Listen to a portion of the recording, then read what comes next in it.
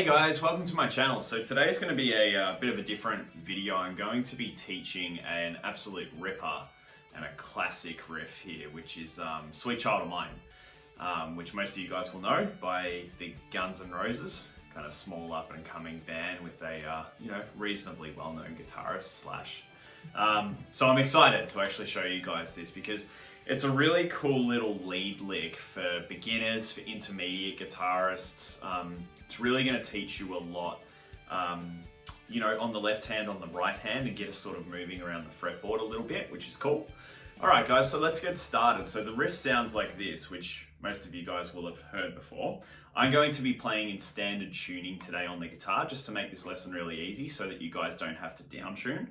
Now, keep in mind that the recording is a half step down, right? So you basically take every string and you tune it down one half step. So you have E flat, A flat, D flat, G flat, B flat, and E flat. Or you can take what I teach you today and you can move everything down a fret and actually play along with the track. That's another way to sort of get around it, okay?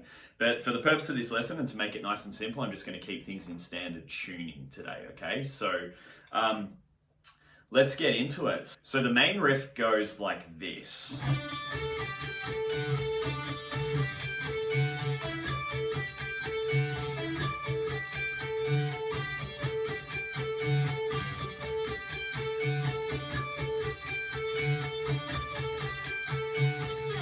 So there's a couple of things to keep in mind before we tackle this lick. There's a bit of jumping around on the left hand, okay? So this is going to be really good for developing some finger independence, a bit of dexterity, and also getting used to kind of handling the frets up around this region. So we're essentially staying around the 12th fret, 12th to the 15th fret. We're not really moving outside of that, and we're going to be using our 4th, our 3rd, and our 2nd string mainly. So this is going to be really good to kind of like get your right hand moving between the strings.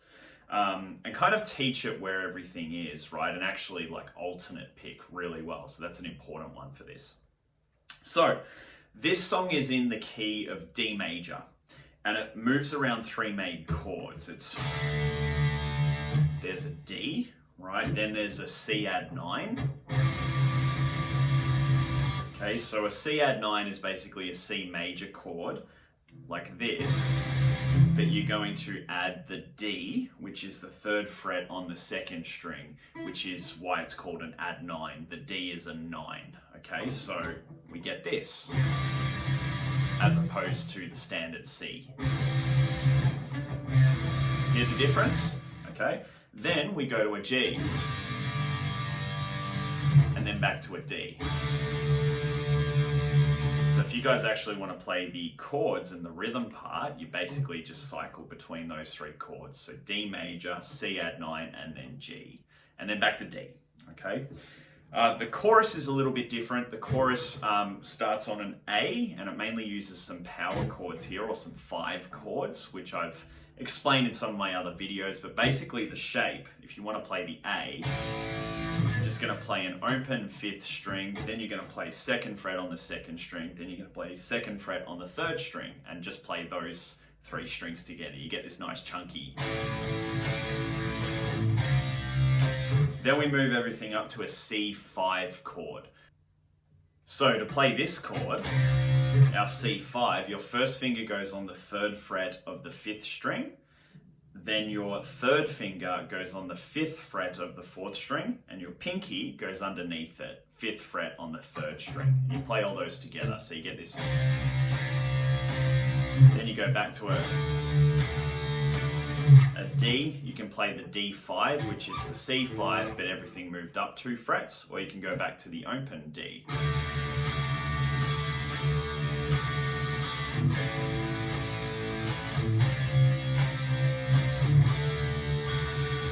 Either way, okay? So that's basically the rhythm part. So you guys, even if you've got an acoustic guitar, you can actually strum along to this.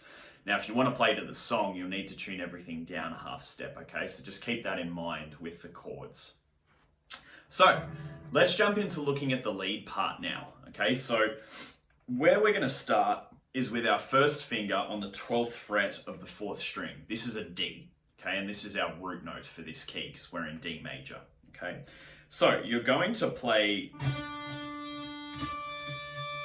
then you're going to hit its octave, okay? So its octave is on the 15th fret of the second string, so they're both Ds, so we get. Then the next notes will be 14th fret and 12th fret on the third string, the G string. So we get this. Then it jumps up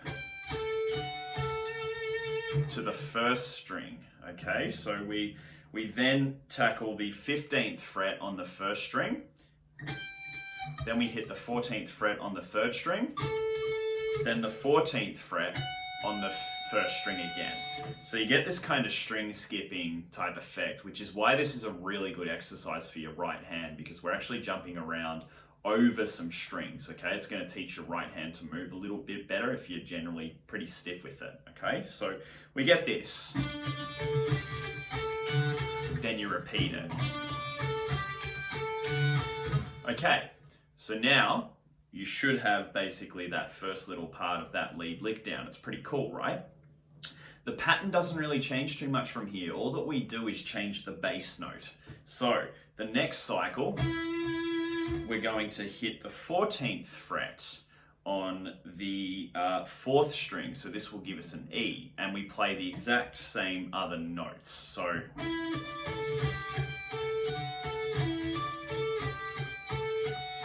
like that.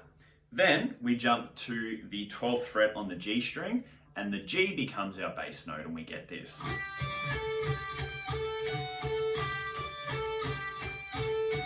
And then back to our first D as the bass note and the original kind of lick that we went through.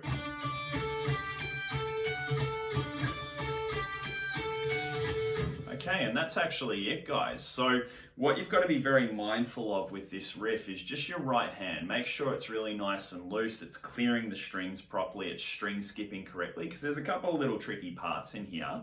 And then also just make sure that you're alternate picking. So some guys, when they change strings, a very common thing to do is economy pick or sweep pick between strings.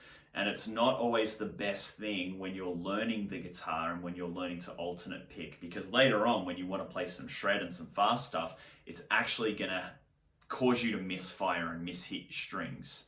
Okay, so make sure that you've got a really nice strict alternate picking pattern, which is down, up, down, up, down, up, down, up, down, up, okay, across the strings, no matter where you are. All right, and for you guys who want a little bonus, so there's actually a little tail right at the end of this whole lick sequence, and it goes like this.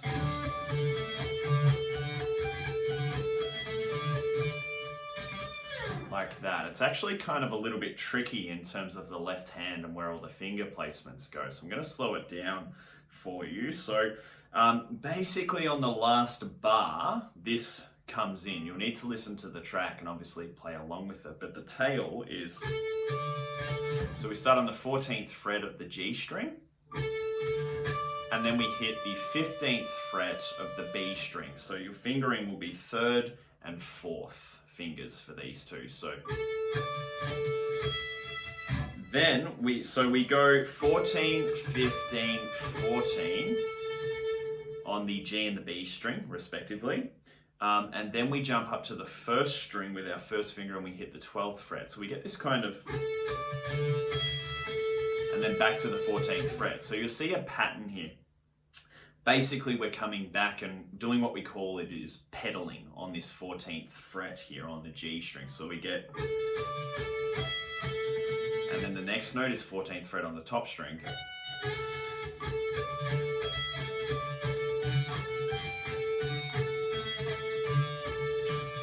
It's a little bit tricky, but I'm pretty sure a lot of you guys will be able to nail that and actually enjoy the challenge of it, because it's going to be dancing around your 3rd and 4th fingers and really developing that independence between those two. So it'll be a lot of fun for you. So again,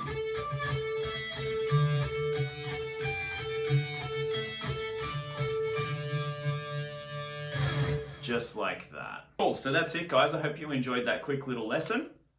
Make sure you comment, make sure you subscribe to my YouTube channel, and I'll talk with you all soon.